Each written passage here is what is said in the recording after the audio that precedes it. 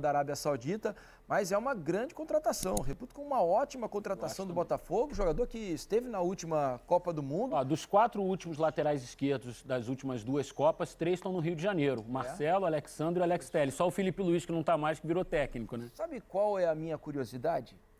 O Marcelo não, porque já passou da idade. Entre Alex Telles e Alexandro, qual deles será pedido primeiro por vocês da imprensa na seleção brasileira? Essa é a discussão. Qual deles será pedido primeiro na seleção brasileira por vocês da imprensa? Porque vamos ver novamente de perto esses jogadores, toda quarta, todo domingo. E aí, quando começarem a jogar bem, e eu acho que os dois vão jogar muito bem por aqui, certamente vai ter. Probabilidade maior. Olha, mas não é, pô, o Alexandre não joga mais do que o Arana? O Alexandre não joga mais do que o Wendel? Não é possível o Alex Telles não ser convocado com tudo que ele está jogando. Ou vocês têm dúvida que vai acontecer? Não, esse fenômeno já é parte do futebol brasileiro, né? Quando a seleção está numa crise de resultados, eventualmente crise de atuações. E os jogadores que se destacam aqui, naturalmente você tem o clamor por eles e sempre... Eu não Mas quando jogavam lá não serviam, não é isso? Eu não gosto de fixar a regra, de dizer quem joga aqui não pode ir para a seleção. Não é essa a questão. É compreender a posição do treinador da seleção brasileira. Ele tem que medir 2 ou 3 jogadores e ele precisa levar em conta que o ambiente competitivo de um é diferente do ambiente competitivo de outro. Sobre a sua pergunta em específico, a tendência natural maior hoje é que o Alex Telles talvez faça uma boa impressão mais rapidamente, porque vem jogando e talvez tenha a condição mais rapidamente de entrar em campo. O Alexandre tem um período maior de inatividade. Né? Isso, talvez precise um pouco mais de tempo para começar a jogar pelo Flamengo. Como é que você imagina, vou dizer aqui, nesse princípio de contratação do Alex Telles e com todo mundo à disposição. Se tivessem os 3 laterais que o Botafogo tem hoje, o Botafogo tem 3 laterais de ótimo nível, né? Se a gente pensar que 4 vai com o Hugo ali, mas acho que o Hugo está atrás nessa relação. Mas se a gente contar entre Marçal, Cuiabano e Alex Telles, vamos dizer que estejam todos em boa forma física, numa condição, não é o ideal agora do Cuiabano, que está machucado. O Marçal, sim, esse já se recuperou. Quem seria o titular para você, Eric, se o Botafogo já tivesse o confronto pela Libertadores com o São Paulo agora? Quem jogaria para você? Eu já antecipo que, para esse momento, acho que está difícil de tirar o Cuiabano do time. Mas um jogador do tamanho do Alex Telles chega para jogar, né, cara? Difícil você trazer um jogador desse e colocá-lo no banco. Pode ser que o primeiro jogo ele fique no banco de reservas. Por causa da lesão, então talvez isso facilite a lesão o caminho. já facilite a entrada dele, como eu acho que vai facilitar a entrada do Alexandre também. O jogo que o Alexandre poderá estrear, o Ayrton Lucas está suspenso pelo 3º cartão amarelo. Então, essas coincidências acabam acontecendo. Mas, especificamente no caso do Botafogo, quando você traz um jogador de seleção brasileira, de Manchester United, de Futebol Clube do Porto, um jogador com o nome que o Alex Telles tem, ele chega para jogar. Pode ser que aí, depois do 3º jogo, a gente fale, o Cuiabano acho que merece voltar. A gente, ou o Arthur Jorge, que eu quero dizer, né? Mas eu acho que esse cara chega para jogar, não tem jeito. E você, Mansur, como é que você imagina o Alex Telles já chegando para vestir a camisa? Ou às vezes vai ter que esperar um pouquinho, porque quem tá também tá bem? Eu acho que assim, se você tivesse uma situação normal do Cuiabano sem estar com problema de lesão, com problema físico, jogando, eventualmente alguns treinadores, até por uma questão de gestão de grupo, esperam acontecer uma oportunidade, um cartão, poupado um problema de uma questão física, para fazer essa introdução não parecer uma carteirada, entendeu? Até porque ele não tá, tem uma diferença, né? Ele não está vindo para um time suprir uma urgência de um time que não funciona, que está precisando se reforçar. Não, ele entra numa engrenagem que está absolutamente funcionando, né? Então, o melhor time do Brasil no momento em termos de desempenho com alguma consistência.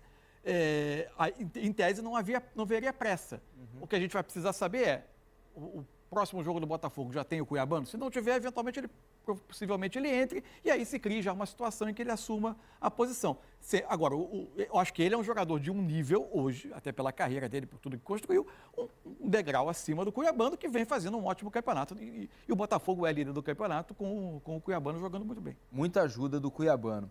Olha, deixa eu mostrar uma coisa para vocês aqui, porque o Espião Estatístico montou um ranking aí, né, com os times que mais gastaram nessa janela de transferências do futebol brasileiro, e que bom para nós, os times gastaram bastante. A gente vai colocar aí uma ilustração para vocês com o ranking aí dos gastões para o bem, né, dessa janela do futebol brasileiro. Olha só, entre os times da Série A, quem mais gastou em contratações nessa segunda janela foi o Botafogo, né, com 8 reforços. Veja que número expressivo e o nível dos reforços que o Botafogo conseguiu trazer. 8 reforços, gastou mais de 200 milhões de reais, 233 milhões de reais, o quanto o Botafogo gastou com esses 8 jogadores. O Cruzeiro, com 7 contratações, gastou 176 milhões. O Flamengo, com 4 contratações, né, mas contratações caras também, 137 milhões de reais. O Palmeiras, com 3 nomes, fez 102, né, dispensou 102 milhões de reais.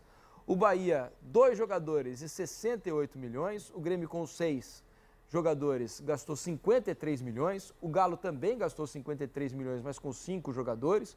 O Inter gastou 51 com 5 jogadores. Fluminense, 48 milhões com 7. E o Corinthians também com 7 jogadores, só que gastou bem menos, né? 36 milhões de reais. Na segunda janela, olha só, a segunda página, o Bragantino trouxe 4 jogadores por 24 milhões. O Vasco trouxe 6 por 20 milhões de reais. O São Paulo também trouxe 6, gastando bem menos, né? 12 milhões de reais. O Fortaleza trouxe 2 jogadores e gastou 8 milhões. Atlético Paranaense, Goianiense, Criciúma, Cuiabá, Juventude e Vitória trouxeram jogadores também, mas não precisaram despender de valores assim para trazer jogadores, tirar de outros clubes, pagar multa rescisória e tudo mais, né? Apenas com salários e luvas. Diniz, nessa lista que você mostrou ali, se a gente puder deixar lá na tela, vale ressaltar que tanto o Botafogo quanto o Flamengo gastaram muito, mas essa grana toda ela não está distribuída por todos esses reforços, curiosamente, né? Porque alguns vieram sem você precisar gastar dinheiro. O caso do Alex Telles e do Alexandre, por exemplo. Sim. Eram jogadores que estavam livres no mercado. Então, o que mostra que alguns desses jogadores contratados custaram muito mesmo. Temos de direito econômico. Casos do Almada e do Alcaraz, por exemplo. O Almada sozinho foram 120 milhões de reais. O Almada exemplo, também. Já é mais dinheiro do que o Palmeiras, por exemplo. Do Palmeiras para baixo, o Alcaraz também. É mais do que todo mundo gastou na janela. Os 2 argentinos custaram muita grana para Botafogo e para Flamengo. Isso mostra uma nova realidade aqui do futebol brasileiro. Você conseguir trazer jogadores jovens ainda, por valores absolutamente impensáveis algum tempo atrás. Quando que você imaginou que 2 clubes cariocas chegariam no mercado e trariam jogadores de 20 milhões de dólares assim, e jogadores ainda com potencial de venda? Porque se eles forem muito bem aqui, o Flamengo pode vender o Alcaraz e o Botafogo pode vender o Almada, não necessariamente para os clubes do grupo, pode vender para um outro time europeu. Então, é uma nova realidade, é uma nova ordem que a gente vive aqui no futebol brasileiro. Você pensar no nível de alguns jogadores, pode usar o Alcaraz, o Alexandre, o Alex Telles, o Felipe Anderson, o Almada como exemplos, mesmo os que já estão numa idade um pouco mais avançada da carreira, há um tempo atrás, vou botar 10 anos atrás, esses jogadores buscariam mercados alternativos antes do mercado brasileiro. Claro. Isso é uma demonstração de vigor.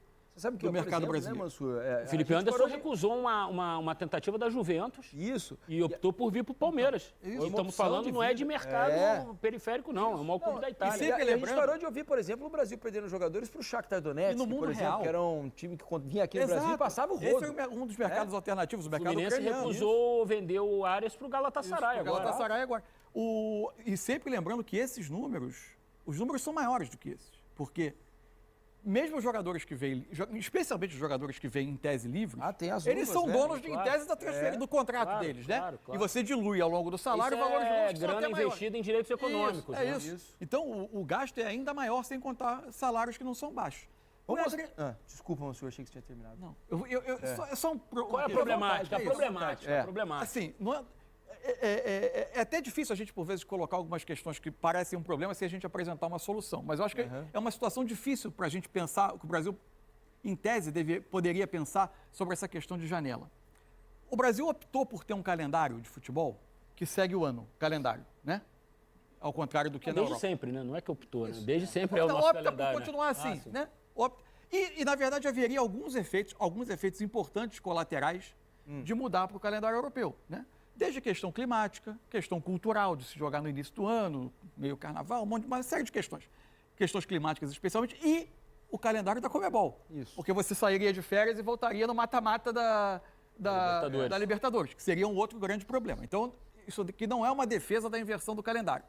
Só que, como ele está hoje, o que acontece?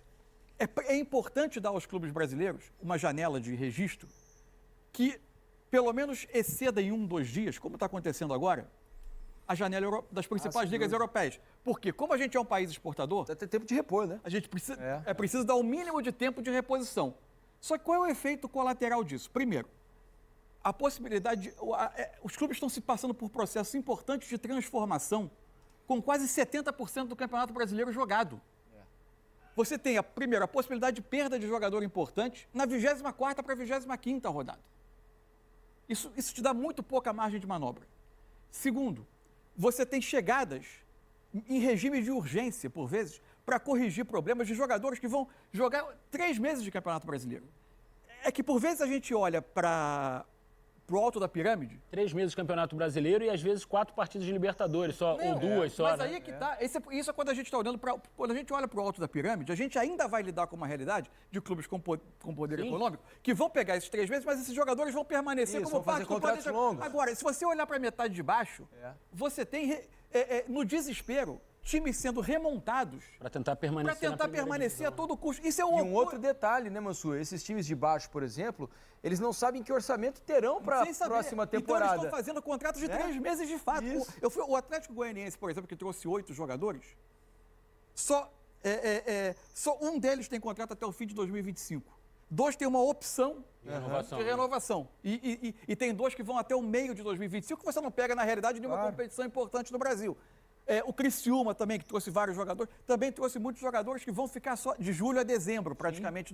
Isso é um pouco, assim, isso é o oposto há pouco prêmio no Brasil pelo planejamento. Porque, além de tudo, a gente tem uma peculiaridade.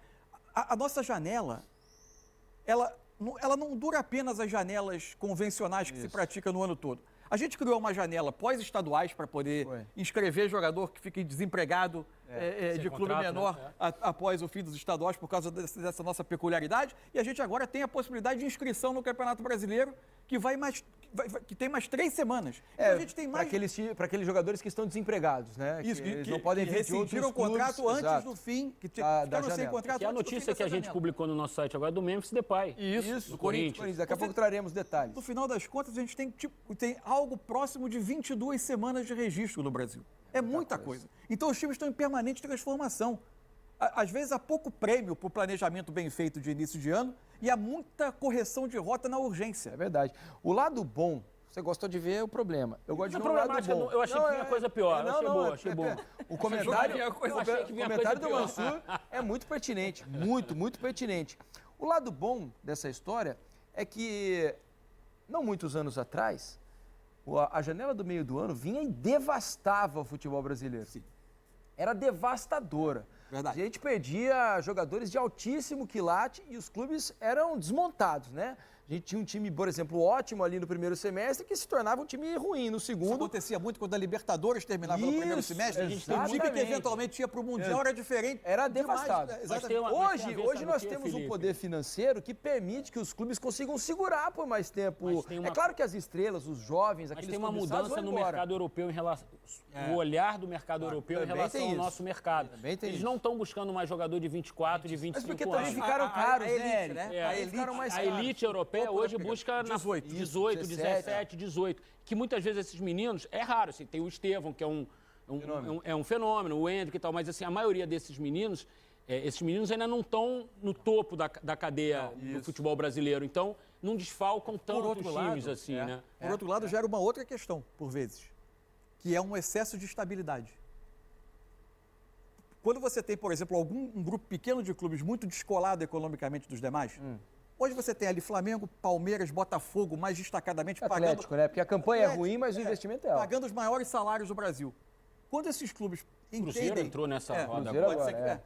Quando esses clubes entendem que precisam oxigenar elenco, dar uma rodada desses jogadores, o repasse desses jogadores é difícil, muito mais difícil do que antigamente.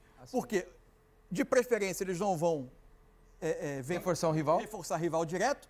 No restante do mercado brasileiro é difícil quem possa pagar esses salários. Na América do Sul tampouco acontece, nem é a ambição de muitos desses jogadores, e a Europa já não consome jogadores de determinada Aí você vai aguardar o mercado grego, o mercado turco, a Arábia agora. Arábia agora. Inclusive, a gente está vendo um êxodo de promessas brasileiras indo para a Arábia, né? Jogadores que foram contratados por clubes europeus, que não conseguiram ter espaço. A gente viu agora Marcos Leonardo, a gente viu o Washington, David dos Santos, né? David Washington, ex do Santos, que estava até para vir para o Flamengo, também está em movimento. E outros jogadores Wesley estão saiu do Corinthians Wesley agora indo direto para o Al-Nassr, né? Então, são jogadores que não estão conseguindo espaço nos clubes europeus e estão indo também para o... Você viu que deu uma crise na Holanda? Você viu que deu uma crise na Holanda, né? O Ronald de Koeman criticou... Como é o nome daquele centroavante? O Bergwijn. Bergwijn. E ele optou por sair do Ajax e ir para um time da Arábia Saudita. O Koeman ficou uma fera com ele, né? Que é a questão da competitividade, não tem jeito. Tanto que o Bento, ao se transferir do Atlético Paranaense, ligou para o Dorival, consultou o Dorival se isso atrapalharia. Acaba a minha chance aqui, Exato. É algo que os jogadores também precisam se preocupar, embora, né, com a chegada de tantos jogadores na Arábia, claro que na maior parte do campeonato, mas acaba aumentando um pouco a competitividade. Não sabemos o quanto e se será suficiente. Deixa eu mostrar para vocês, ainda falando sobre a janela, o nosso ranking aqui de contratações, né, os jogadores mais caros que chegaram ao futebol brasileiro nessa janela de verão, né, na Europa, de inverno aqui no Brasil. Olha só a lista, ó. O mais caro, Thiago Almada, né, camisa 10 da seleção argentina, né, na última edição dos Jogos Olímpicos. Custou campeão do mundo, pô. Estava no grupo do Catar. Isso, é verdade, estava no mundo, né, não jogou a Copa, mas estava no grupo da seleção argentina na Copa do Catar. Alcaraz, no Flamengo, é a segunda contratação mais cara, 110 milhões de reais. Aliás, o primeiro minuto do Alcaraz... Primeiros 10 segundos. Exatamente. Foram, acho que, os mais impressionantes de qualquer contratação na história, né? Ele faz aquele gol... O que é aquilo? Ele faz uma jogada espetacular. É o maior cartão de visitas da história do futebol mundial. Impressionante. Luciano Rodrigues, né, que saiu do Uruguai para chegar ao Bahia com 65 milhões de reais. O Maurício, né, isso já no nosso mercado interno. Essa é uma contratação que eu acho bem impactante, porque as outras... Os jogadores foram captados do lado de fora, né? Aqui foi uma transação interna, né? De Palmeiras e Inter. Maurício, 62, o Matheus Martins, né, ex-fluminense, estava na Inglaterra, chega ao Botafogo por 60 milhões de reais. Vitinho, esse é mais um caso, né? Jovem, lateral direito ainda, veio também do futebol inglês por 49 milhões de reais, estreou. O Giai, esse já veio da Argentina, né? 40 milhões, veio do São Lourenço, veio ao Palmeiras. E aí 3 jogadores do Cruzeiro. Matheus Henrique, que já causa um grande impacto, né? Tá jogando muito bem nesse início de carreira do Cruzeiro, né? Muito bom jogador. 36 milhões, o mesmo valor foi custeado aí pelo Cruzeiro para trazer o Wallace, né? Jogador do Grêmio. E o Caio Jorge, ex-Santos, né? Que estava lá na Juventus. Os dois foram formados no Grêmio, né? O Matheus Henrique e o Wallace. Exatamente. Então esses são os 10 jogadores mais caros, mas vejam que são valores... né, bem interessantes aí para qualquer parte do mundo. O Grêmio, em dado momento, teve uma linha de produção de volantes, né? Sim. Teve o Arthur. E de ponta esquerda também, né? Ponta esquerda e volante. Fábrica de ponta esquerda no Grêmio. Everton, Cebolinha. Tem mais. Uma geração. Ferreira. E volantes também, né? Porque o Wallace, Arthur, Matheus Henrique. Muito bons jogadores ali saíram dessa posição. Mas vejam que é uma janela interessante, inclusive em alguns casos... Ela não é veterana. É isso que eu ia falar. Em alguns casos, com muito potencial de revenda. O Almada, a gente já sabe que no fim do ano, salve qualquer mudança de rota, o Almada deve ir ao Lyon. O acordo foi esse, ele jogar esse segundo semestre no Botafogo, para ir para o futebol europeu. Agora, o curioso do Almada é que ele estava na MLS, na Liga dos Estados Unidos, né? Ele estava num mercado Atlanta, bem secundário, né? Exatamente. Então, são jogadores que ainda têm potencial de revenda. Que ainda está se descobrindo no Botafogo, casos, né? O Almada, né? Ele ainda está começou muito bem, né? E depois ali, acho que deu uma diminuída no ritmo. A primeira impressão, acho que foi muito boa do Almada. E aí agora está... claramente um jogador talentoso. Lógico, muito talentoso. Agora, de todos os reforços até hoje, desde o início do ano, se a gente pegar das duas janelas, né, digamos, de janeiro e agora, eu acho que o jogador que fez mais impacto no time é o Luiz Henrique no Botafogo. Eu ia dizer o Luiz Henrique e já citaria um outro, Thiago Silva. Porque o que ele fez... O Thiago Silva chegou nessa janela, né? Nessa janela. O Thiago Silva, a transformação do Fluminense. Mas o Thiago claro que tem trabalho do veio Mano... não veio com investimento. sem Falando desses investimentos altos que foram feitos no início do ano e agora. O De La Cruz também é um jogador assim de algum impacto. Mas eu acho que o Luiz Henrique foi o cara que, cara, primeiro já chegou até a seleção brasileira. A mudança foi tão impactante. Aí você vê na tela, pessoal, o Luiz Henrique na seleção 6 meses atrás.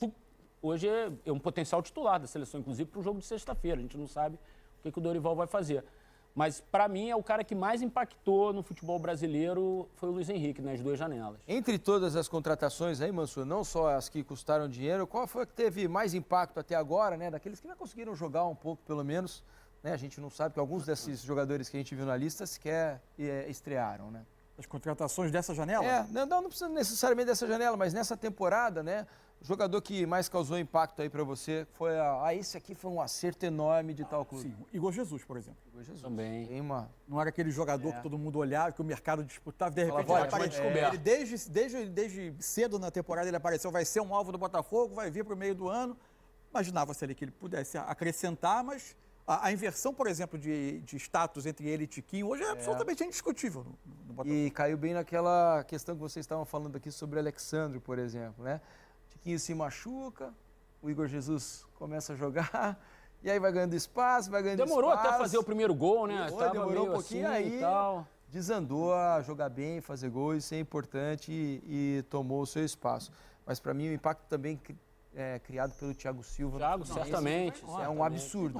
Mas era um impacto esperado, né? Ah, sim. O Igor Jesus é aquele... um jogador de elite mundial para jogar o Campeonato Brasileiro. O Igor é aquela coisa da expectativa e resultado. Talvez você não imaginasse que o resultado fosse ser tão positivo assim, né?